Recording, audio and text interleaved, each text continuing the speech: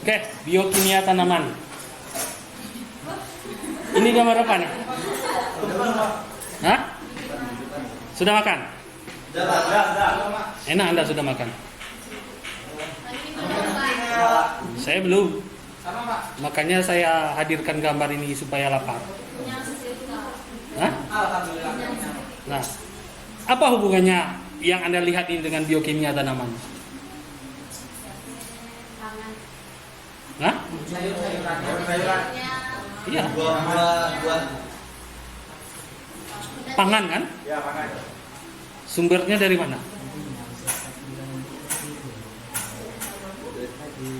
Sumbernya dari? Ini sumbernya dari pertanian, hasil dari pertanian kan? Beras. Nah, apa yang Anda lihat di sini? Ada apa? Sayur. Cabai, tomat, Nah. bihun, loba, sawi, Nah, Daun pisang. loba ya. Tempe, ya kan? Sawi. Ini Ayam goreng. selada, daun selada nih. Harus ada. Nah, timun. terus ada sosis juga Pak. Ya, mana susu ini ya? Ada Telur mana telur? Telur puyuh. Nah, ini mungkin ayam ya. Iya. Nah, apa yang Anda lihat ini merupakan hasil pertanian ya. Nah. Oke, jadi apa yang Anda lihat ini merupakan hasil dari pertanian. Jadi hidup kita itu tidak lepas dari hasil dari pertanian. Nah, tetapi apa yang terjadi yang dihidangkan ini tidak lepas juga dari proses reaksi kimia. Nah, proses reaksi kimia dalam makhluk hidup itulah biokimia. Nah, contohnya di sini beras. Bagaimana beras itu dihasilkan? Beras itu dari apa? Padi dari apa? Benih. Benih itu dari apa? Apa yang terkandung di dalam benih? Apa yang terkandung di dalam beras? Bagaimana padi bisa tumbuh? Ada reaksi fotosintesis di situ. Ada air, ada unsur hara. Nah, itulah biokimia tadi.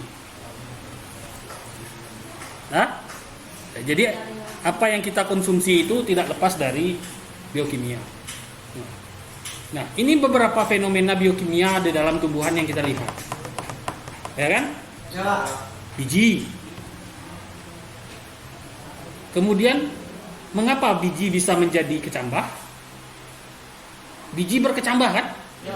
Kecambah itu bakal menjadi bibit kan? Kecambah itu sudah keluar apa? Bakal akarnya kan? Ya kan? Kecambah. Pernah makan kecambah? Toge. Nah, itu kecambah toge itu. Pernah makan kan? Itu sumber protein, bagus tuh protein. Di Jerman mahal itu toge itu. Nah, di sini murah. Padahal sumber proteinnya cukup tinggi dari kecambah. Nah, kalau kita lihat dari biji-biji ini, ada biji kacang, ada biji coklat, ada biji kedelai, ada biji kacang hijau. Nah, biasanya toge ini dari apa? Kacang hijau. Ada yang toge dari kacang hijau, ada yang toge dari kedelai kan? Ya, Pak. Biasanya kalau dari kedelai itu besar-besar kecambahnya tuh, togenya itu. Biasa kalau toge untuk yang dari kacang kedelai itu biasanya toge untuk sayur asem. Tahu kan? Ya. Pernah makan sayur asem? Nah. Saya tidak suka sayur, Pak. Saya sukanya lauk pauk. Suka sayur, bagus suka sayur. Tapi tidak suka toge. Kenapa? Ah, cowok bagus makan toge itu. Hah? Wah, ini dia. Kapelin. Emang iya kan Pak untuk menyuburkan. Iya, memang untuk penyumbur. Bagus toge itu, karena apa? Proteinnya tinggi kan. Emang iya Pak. Nah, jadi dari kenapa biji bisa berkecambah? Kenapa bisa keluar akarnya? Ada reaksi. Proses reaksinya apa? Reaksinya. nantilah kita pelajari. Yang jelas Sintesis.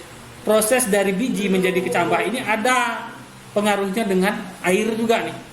Jadi air sangat perlu di dalam proses biokimia dari kecambah ini, ada pengaruhnya dengan air.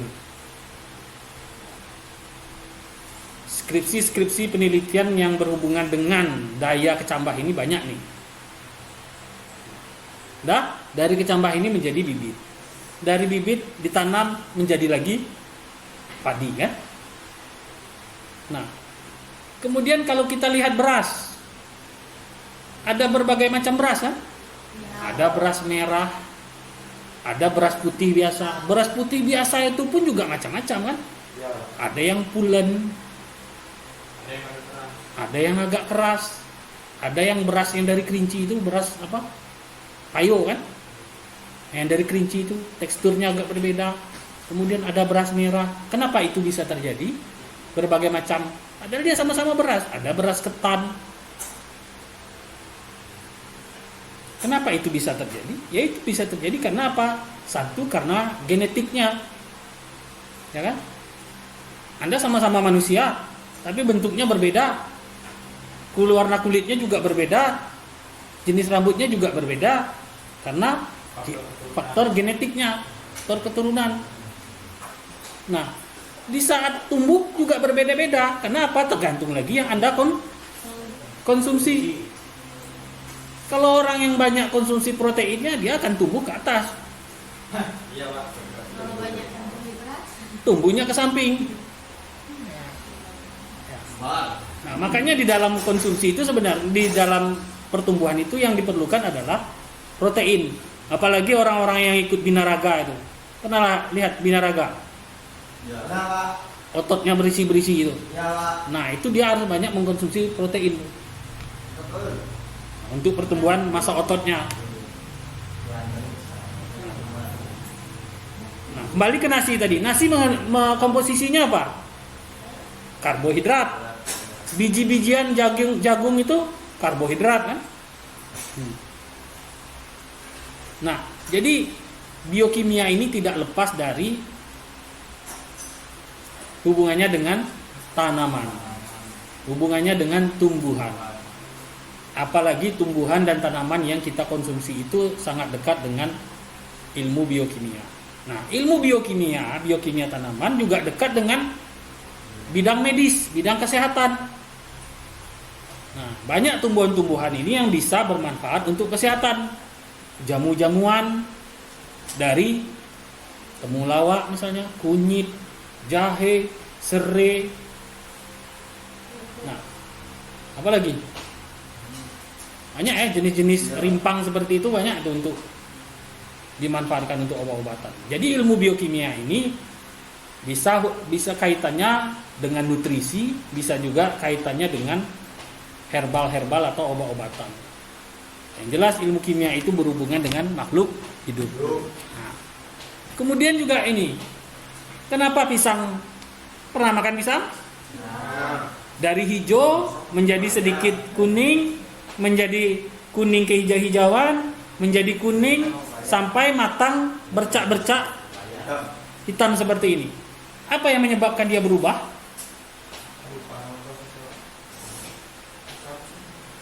Apa nama prosesnya? Nah, nantilah kita pelajari. Yang jelas ini adalah ada kaitannya dengan biokimia. Tomat, mulai dari tomat hijau kecil, hijau ke kuning-kuningan, hijau ke merah-merahan, menjadi merah matang sempurna. Begitu juga kalau belimbing, pepaya, mangga, pisang, jambu. Itu nyanyi Anda ya. Pernah makan ini semua? Nah. Kalau dimakan menjadi apa? Hah? Menjadi energi. Menjadi apa? Itu ampasnya. Ya, sisa hasil produksi namanya. Sisa hasil produksi. itu dari yang cocok untuk dia berguna. Cocok untuk apa? Yeah. Yang mana? Pepaya, Pisang. pisang. Iya, Pak. Bagus. Ya, pisang ini bagus nih untuk makan pisang besar.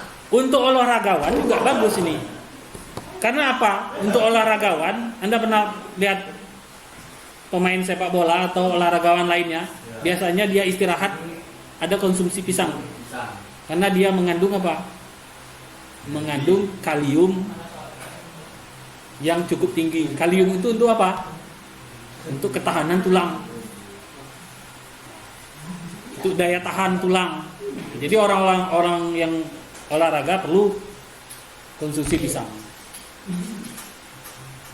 Nah, jadi ini tidak lepas dari kimia ya. Nah, karena hubungannya dengan makhluk hidup, khususnya tumbuhan atau tanaman di mata kuliah kita ini, makanya dia termasuk kajian-kajian biokimia tumbuhan atau biokimia pertanian atau biokimia tanaman. Oke ya. Jadi apa sebenarnya pengertian biokimia itu? Jadi biokimia itu berasal dari kata bios. Bios atau bio. Bio itu adalah makhluk hidup. Apa yang hidup? Tumbuhan, hewan. Kalau saya minta Anda, apa saja jenis tumbuhan? Mungkin buku tebal itu mungkin tidak cukup untuk menuliskan jenis tumbuhan yang ada di dunia ini. Kalau saya tanya lagi, apa? Tolong tuliskan jenis-jenis hewan. Mungkin buku tebal itu tidak cukup untuk menuliskannya. Saking banyaknya ya. Nah, jadi biokimia itu berasal dari kata bios, hidup, kemudian kemis atau kemios atau kimia, kemudian digabunglah menjadi biokimia. Atau orang menyebutnya ilmu kimia hayati. Hayati itu apa? Hayati apa? Hayati itu teman saya, Pak. Ada nama orang Hayati tak? Nah, jadi biokimia itu adalah ilmu kimia hayati. Atau bisa dikatakan ilmu yang berhubungan dengan berbagai molekul di dalam sel atau organisme hidup beserta dengan reaksi kimia yang menyertainya. Itulah biokimia. Anda boleh catat, boleh tidak. Kalau tidak, nanti saya kirim filenya. Ya tapi dikirim, dipelajari lah. Kopi, Pak. Hah? Kopi. Dibuat kopi, kemudian dibakar, diaduk ke kopi, diminum, biar hafal Pak katanya. Hah? Oh, calon mantap tuh. Itu calon wirausahawan. Iya. Anda fotokopi kan, kemudian Anda rangkum, Anda tambah lagi materi yang lain dapat dari internet, Anda percantik, Anda jual. Iya, modal 10.000, Anda jual 15. Apa? Iya. Untung 5.000. Nah, itu orang Minangnya tuh. Hah? Modal laptop lah, tinggal cari materi banyak. Oke. Jadi pengertian biokimia itu ya. Jadi biokimia itu adalah ilmu kimia hayati. Boleh kita katakan ilmu kimia hayati atau ilmu kimia yang mempelajari proses dalam makhluk hidup. Nah, makhluk hidup itu apa? Bisa hewan, bisa tumbuhan. Hewan-hewan Pak, tapi kok ngomong hewan nengoknya ke saya. Oke, nah jadi biokimia tanaman, salah tulis saya nih. Biokimia tanaman. Biokimia tanaman. Nah, ini saya edit dulu, saya ngetiknya yang salah. Biokimia tanaman. Ya. Jadi biokimia tanaman atau di mata kuliah yang lain ada juga yang menyebutkan yang membuat biokimia pertanian atau biokimia tumbuhan adalah ilmu yang mempelajari berbagai unsur atau biomolekul di dalam sel atau organisme hidup. Saya tulis lagi nih. Biomolekul ya. Biomolekul.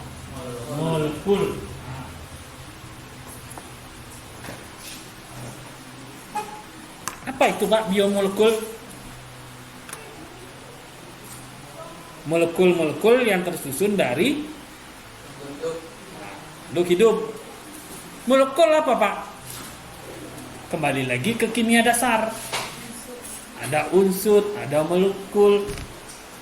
Jadi biokimia tanaman itu adalah ilmu yang mempelajari berbagai unsur atau biomolekul di dalam sel atau organisme hidup. Kenapa sel Pak? Sel itu apa? Sel apa? Nah, bagian terkecil. Kenapa sel Pak? Karena di dalam sel itulah tempatnya atau pabriknya. Ya, pertemuan berikutnya nanti kita akan belajar tentang sel. Kita buka sel itu bagian-bagian sel apa? Perbedaan sel hewan dengan sel tumbuhan apa? Nah, jadi biokimia ini tidak lepas juga dari ilmu biologi ya. Nah, karena apa? Terjadinya di dalam sel. Sel itu ada di dalam tubuh makhluk hidup. Makanya kita perlu mempelajari sel, bagian-bagian sel. Nah, jadi ilmu yang mempelajari berbagai unsur biomolekul di dalam sel atau organisme hidup yang berhubungan dengan pertanian, tanaman atau tumbuhan beserta dengan reaksi kimia yang menyertainya dan perangkat pendukungnya. Perangkat pendukungnya itu apa?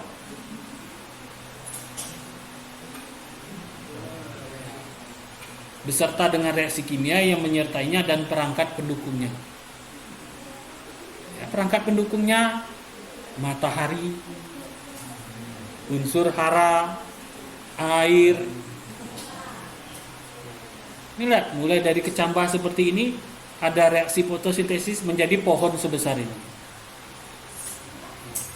Tidak bisa Anda bayangkan berapa banyak reaksi kimia mulai dari biji sampai pohon sebesar ini. Anda pernah melihat biji buah pohon di sana udah ditebang ya? Pojok yang dekat bahasa itu. Buah seri orang nyebutnya. Buah seri atau kersen orang nyebutnya. Seri, yang tahu seri tak? Kalau Anda lihat biji buah seri itu sebesar apa? Kalau buah serinya sebesar ini kan? Tapi kalau dihancurin bijinya kecil-kecil kan? Hampir mungkin lebih kecil daripada biji bayam, nak? Lebih kecil lagi. Nah, biji bayam masih agak besar tuh, hitam-hitam, bintik-bintik, seperti tai lalat. Tapi setelah dia tumbuh, pohonnya bisa apa? Besar. Kalau dia tumbuh di samping parit itu bisa keangkat sama akarnya. Pecah itu. Satu lagi akar apa yang keras itu? Akar pepaya. Akar pepaya kalau tumbuh di samping parit itu bisa keangkat, saking kerasnya. Nah, jadi kalau Anda bayangkan biji sekecil itu menjadi berkecambah menjadi anak, ada proses kimia menjadi pohon sebesar ini. Tadi ruang lingkup biokimia adalah ilmu yang mempelajari berbagai unsur dan biomolekul. Nah, kemudian ruang lingkup biokimia. Ruang lingkup biokimia itu apa? Unsur, jenis ikatan, sel, biomolekul. Unsur apa saja unsur yang Anda ketahui? Coba boleh saya buka dah, gak ada nyebar penyakit saya dah. Ya, belum tahu Bapak sobat penyakit, uapnya sampai ke situ. Nah, unsur yang penting yang menyusun makhluk hidup itu adalah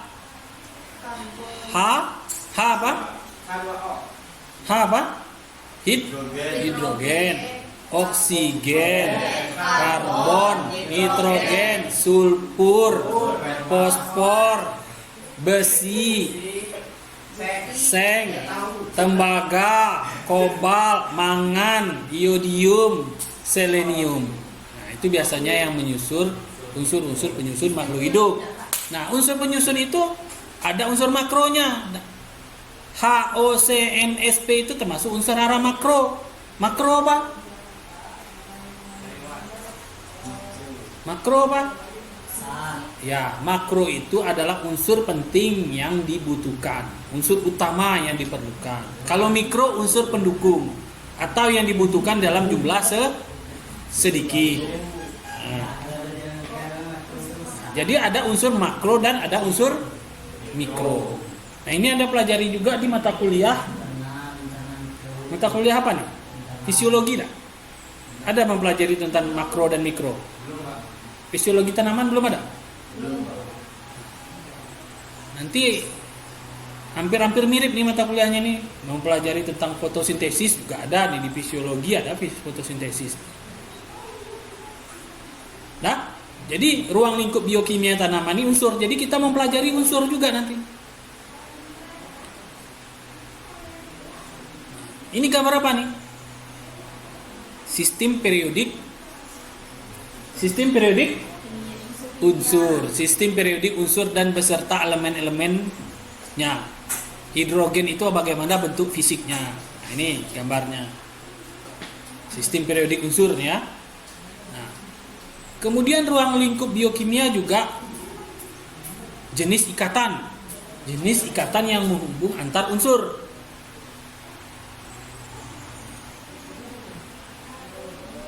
Kalau Anda kuliah di kuliah di kimia, ada satu mata kuliah khusus itu. Kimia koordinasi namanya. Itu yang mempelajari jenis-jenis ikatan dalam kimia. Ada ikatan kimia koordinasi, ikatan kovalen, ikatan ionik, ikatan logam. Ada itu di kimia. Anda dulu yang IPA sekolahnya mungkin masih ingat. Ingat kan? IPA. Kalau IPA ingat tuh ikatan kovalen koordinasi, ikatan kovalen, ikatan ionik, ikatan logam, ikatan non logam. Ya, ingat kan? Ingat, Pak. Nah, tuh ingat Pak. Tapi ya kalau ditanya udah tahu lagi. Ingat lah dikit-dikit. Ya. Yang sekarang ingat tuh ikatan percintaan lah Pak. Wah, ingat baru satu, Pak. Nomor 1. Wanda. Anda tadi nelpon ke saya pakai HP siapa tadi nah? Zuleha. Hah? Zuleha. Oke, Zuleha apa sih? Gambarnya perempuan, suaranya lain. Iya. Suanda Pak, tengok foto. Suanda lah berubah. Calonnya, Pak. Hah? Calonnya. Calonnya. Ayo kita doakanlah sama-sama. Radio juga.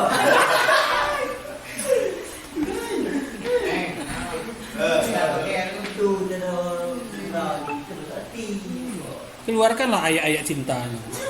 Ayat-ayat cinta. Nah, jadi ruang lingkup biokimia itu adalah unsur jenis ikatannya. Ikatan antar unsur tadi. Nah, itu kita akan pelajari juga itu. Nah, siap-siaplah agak pening dikit kepala melihat itu ya. Kalau Anda dari IPS dulunya cukup membuat sakit kepala ya.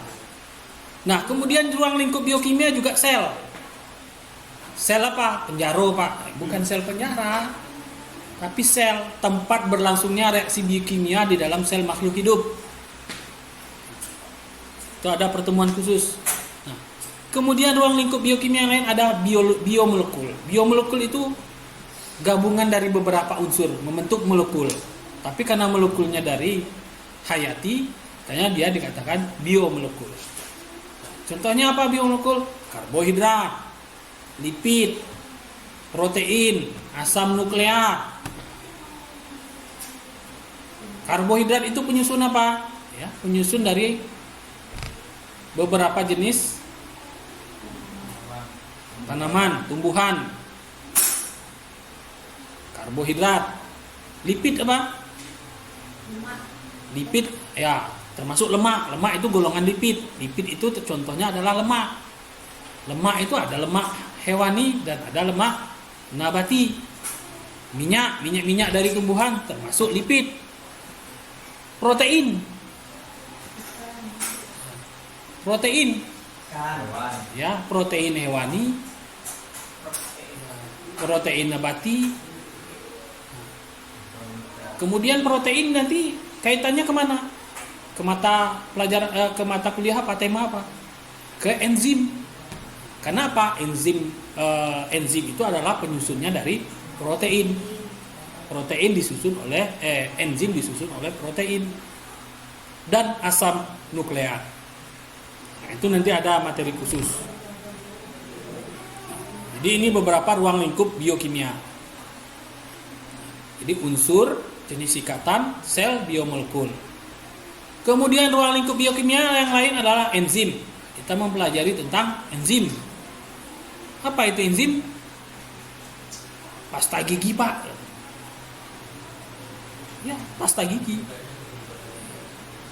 Enzim itu adalah biomolekul protein yang terlibat dalam reaksi metabolisme di dalam sel makhluk hidup.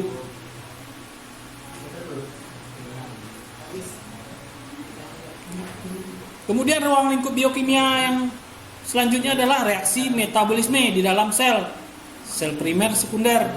Kemudian metabolisme biomolekul. Ada anabolisme, katabolisme karbohidrat, lipid, protein, dan asam nukleat. Hah?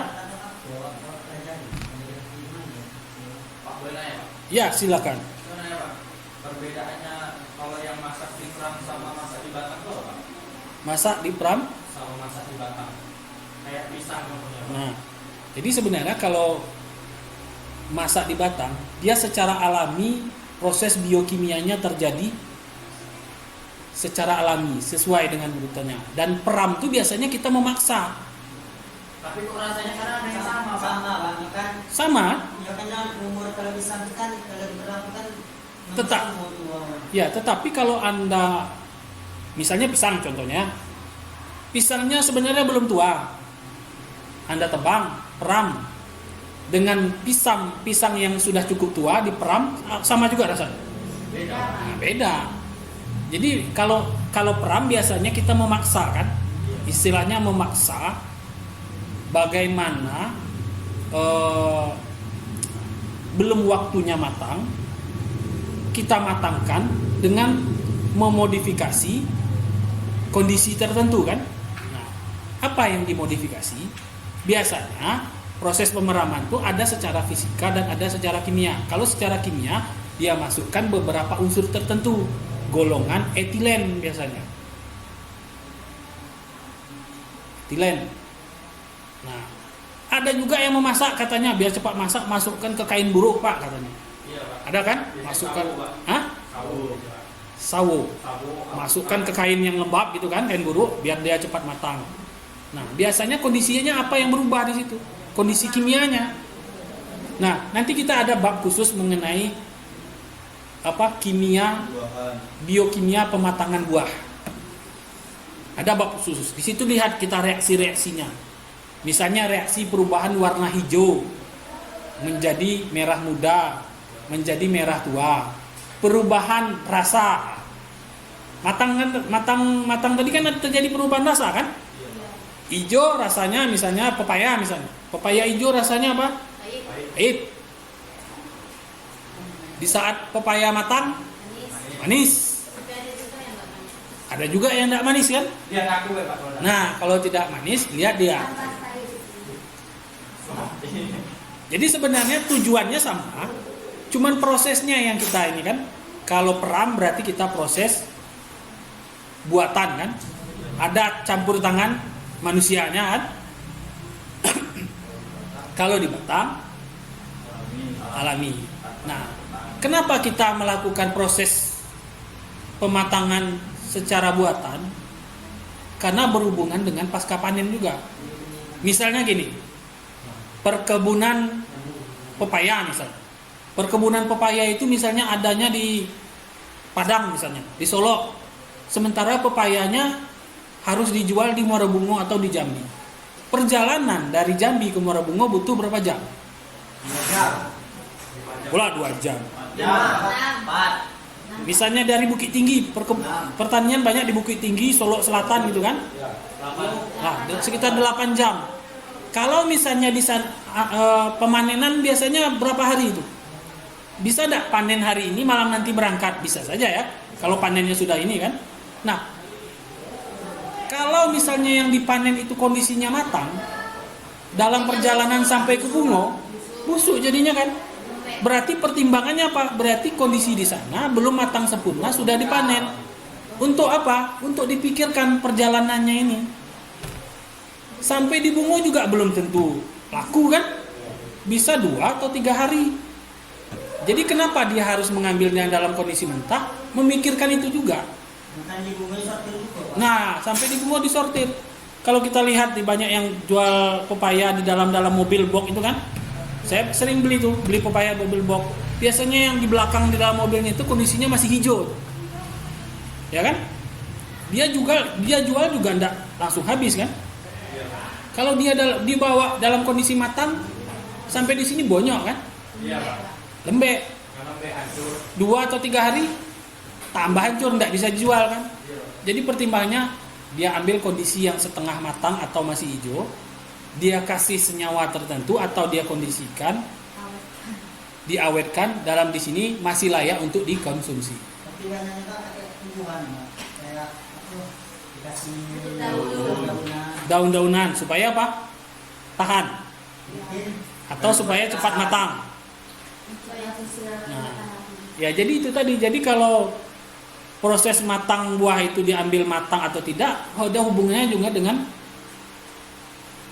waktu perjalanan, pasca panennya.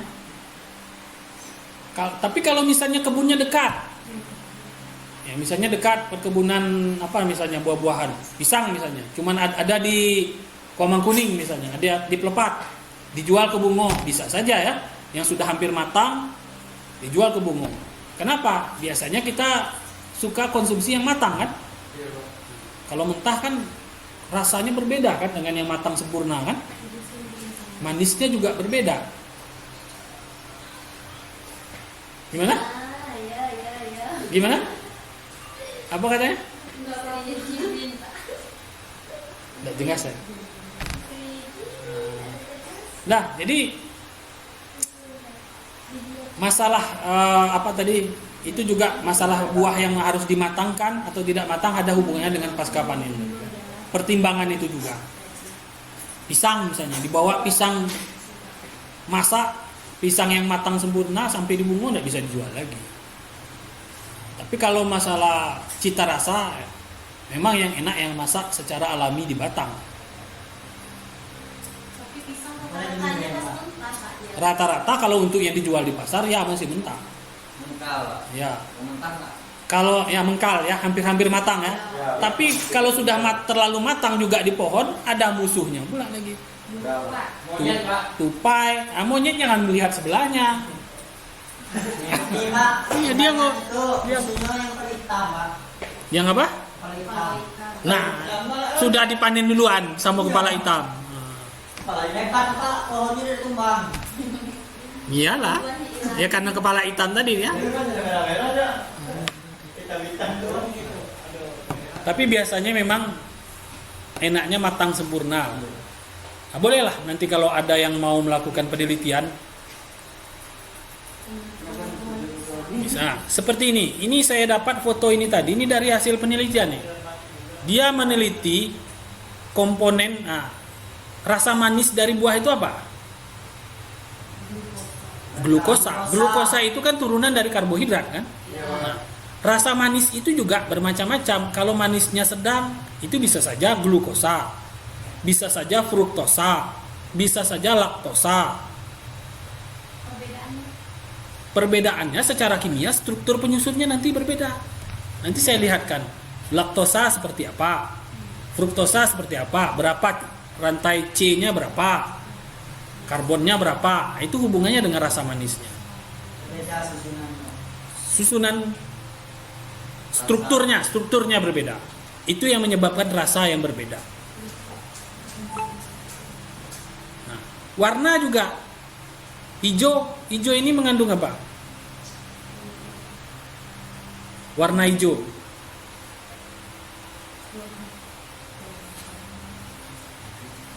Hijau apa? Sayur-sayuran hijau biasanya banyak mengandung apa?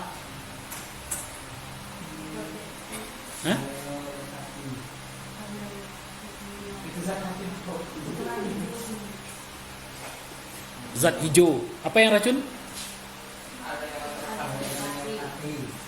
Amilo, aleo. Apa tuh? Bahasa Latin, Pak. Oh, bahasa Latin. Enggak bahasa dusun dah ya. Nah, ini gambar-gambar ini saya dapat dari hasil penelitian anak-anak agro ini. Jadi dia meneliti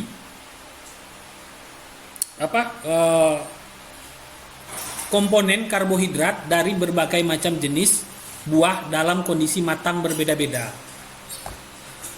Kalau Anda yang mau penelitian seperti ini enak, penelitiannya tidak perlu nanam, tidak perlu nyangkul. Cari buah, tapi perlu ilmu kimia yang agak kuat juga di sini. Jadi sampelnya nanti diambil, kemudian diuji ke lab. Labnya bisa lakukan sendiri, bisa juga melalui jasa lab. Banyak tuh jasa lab. Tinggal kirim sampel saja. Di mana labnya Pak? Banyak. Anda kirim saja sampel.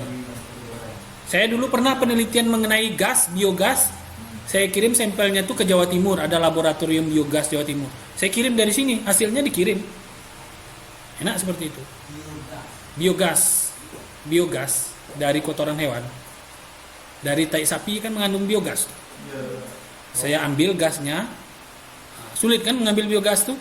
Saya pakai tabung kaca, saya tutup rapat, diambil gas pakai suntik gas itu, tutup rapat, kirim sampelnya botol, banyak botol itu, ada sekerdus berapa saya kirim ke laboratorium di Jawa dia untuk mengidentifikasi komponen kimia dalam gas itu. Hasilnya tinggal kirim, tinggal kita bahas seperti itu. Kalau Anda mau penelitian seperti ini bisa juga. Jadi komponen karbohidrat dari berbagai macam buah dengan berbagai macam tingkat kematangannya. Bisa juga, itu termasuk penelitian anak agro juga.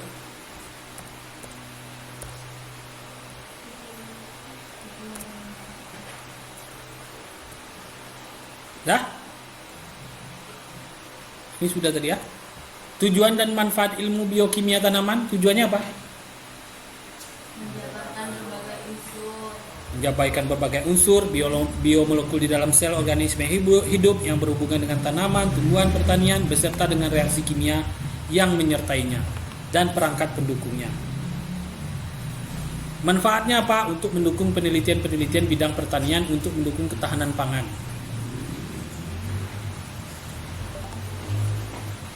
Kemudian manfaat lainnya juga bisa untuk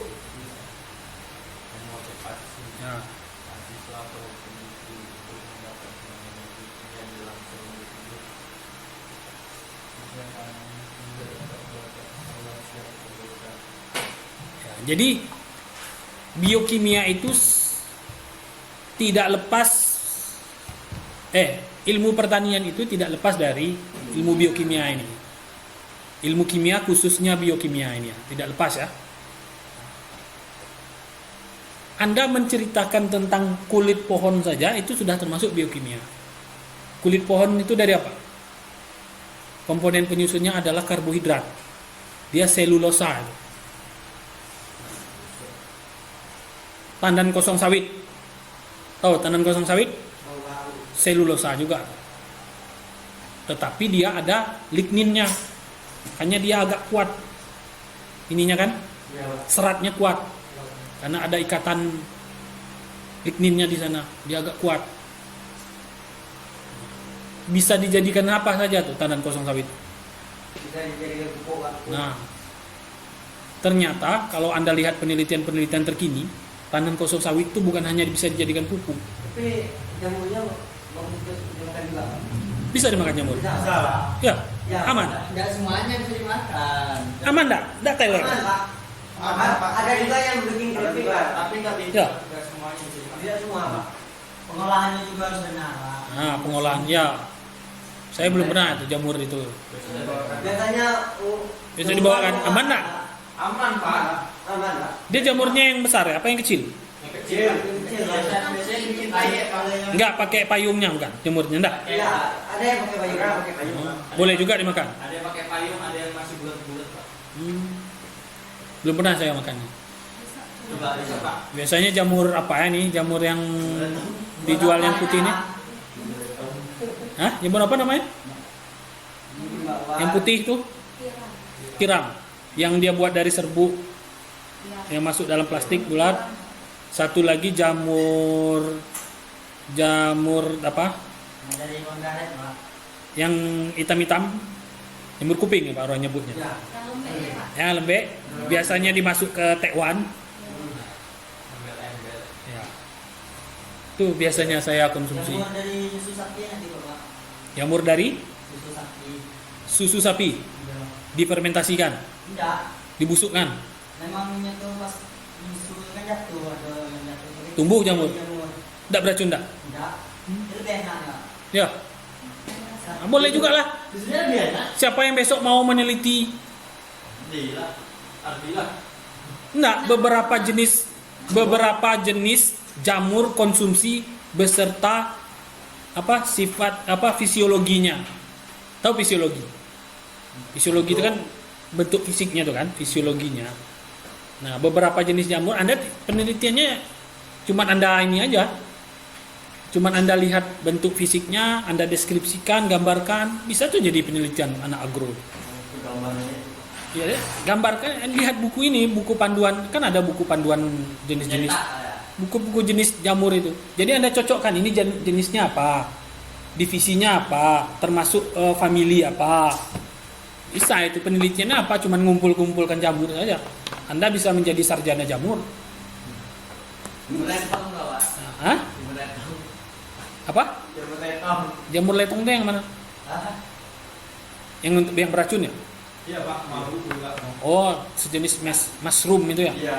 Jamur mushroom, ya. Itu jamur memabukkan. Iya.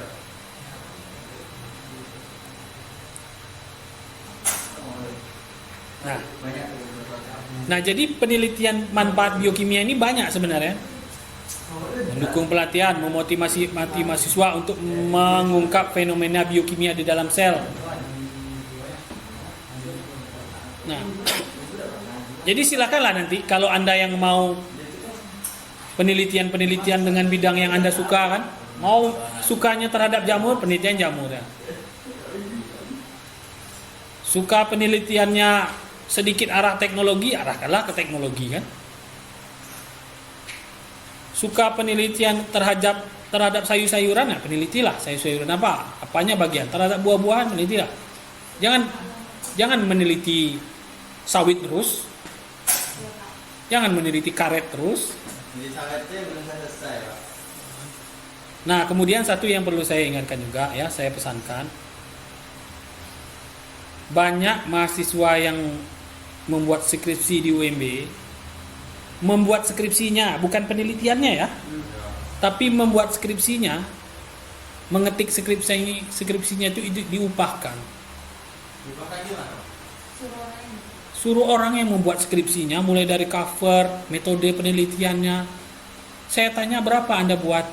Ada yang 3 juta, ada yang 3,5 juta, ada yang 4,5 juta. Aduh, enak kalau yang dibuatkannya itu betul.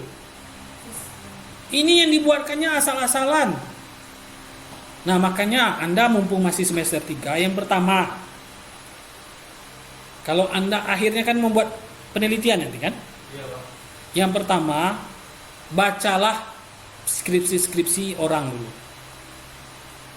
Baca, sering-seringlah baca. Di mana? Bisa ke perpus. Bisa juga Anda download skripsi-skripsi dari Unja, Unan, IPB, UGM, baca. Jadi ilmu biokimia ini panjang ya. Makanya ilmu pengetahuan itu sifatnya dinamis ya, berubah-ubah. Tahun 1828 orang cuma punya laboratorium kecil, kemudian berkembang, terus berkembang, 1897 berkembang, 1926 Indonesia belum merdeka, orang sudah meneliti tentang biokimia di luar. Tahun menjajah 300 tahun. 1926 itu masih masa kerajaan apa? Majapahit. Mungkin Majapahit. Majapahit. 1926. Kerajaan terbesar adalah kerajaan Majapahit. Nah, ini menjelang Isa ini. Ya, Menjelang Isa 1926. Kutai negara. Nah, sampailah sekarang perkembangan biokimia itu seperti apa? Sangat berkembang ya. Satu kembangnya. Nah, kemudian biokimia ini manfaatnya apa? Di bidang apa? Biokimia ini efisiensi penggunaan pupuk pada tanaman. Ya, mengkaji kemampuan fotosintesis pada tumbuhan, peran hormon dalam tanaman, peran nutrisi hara untuk menghasilkan produk yang berkualitas, peran enzim yang dihasilkan mikroba untuk menyehatkan lingkungan. Jadi sangat banyak manfaat dari biokimia.